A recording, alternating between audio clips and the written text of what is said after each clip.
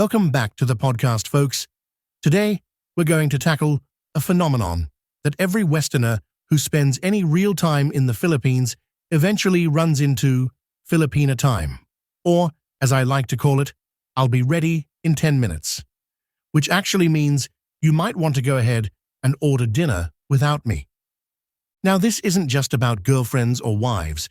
It's family, friends, co-workers, everybody.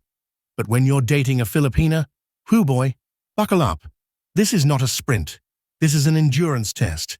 So what is it? In the West, if I tell you, I'll meet you at 2 p.m., that means at 2:00. Not 2:10, not 2:30, and definitely not 4:15. But here in the Philippines, 2 p.m. is more of a suggestion. It's like the weather forecast. Maybe there'll be rain, maybe there'll be me at 2. Let's see what happens.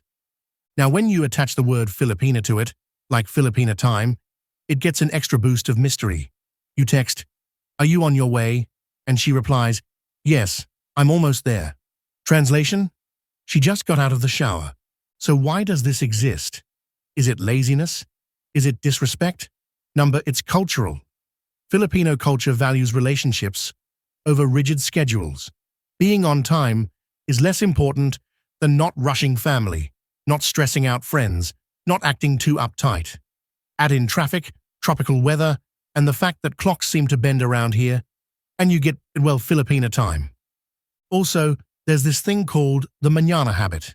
It's like, I'll do it later, but later could mean tonight, tomorrow, or next week, if the vibes aren't right. Western brains short-circuit on this. Now let's talk about why this makes Western guys lose their minds. We grew up in places where showing up late is practically a crime. If you're late to work in the States, your boss gives you the look. If you're late to a date in Europe, that's strike one. But here, if she says, "I'll meet you at the mall at 3, she might roll in at 4:15 with a big smile and say, "Sorry, traffic." And you look around like, traffic? At 2:45 on a Tuesday? The truth. She was still picking an outfit. Then she changed her mind. Then she ironed her hair. Then she ate rice because she couldn't leave the house hungry. By the time she left, your patience was already well done, crispy, and served on a plate. Let me give you some scenarios. The classic 10 minutes lie. She says, "I'll be ready in 10 minutes. You think that means 10. Nope. In Filipina time, 10 minutes equals 45 minutes minimum. That's the conversion rate. Then there's the "I'm on my way" scam.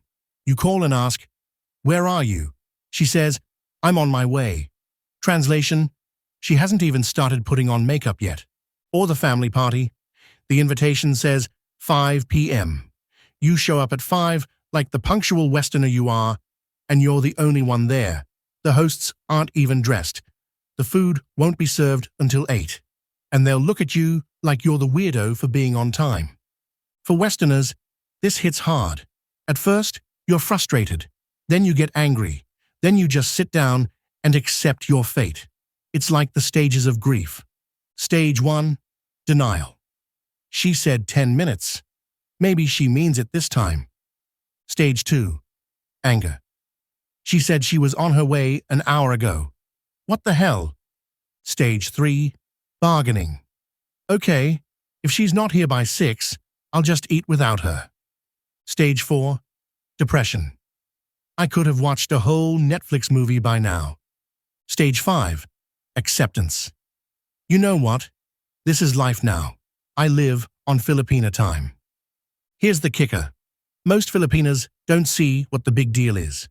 You're upset, tapping your watch, but she breezes in with that sweet smile and maybe a milk tea in her hand, and suddenly your blood pressure drops 20 points.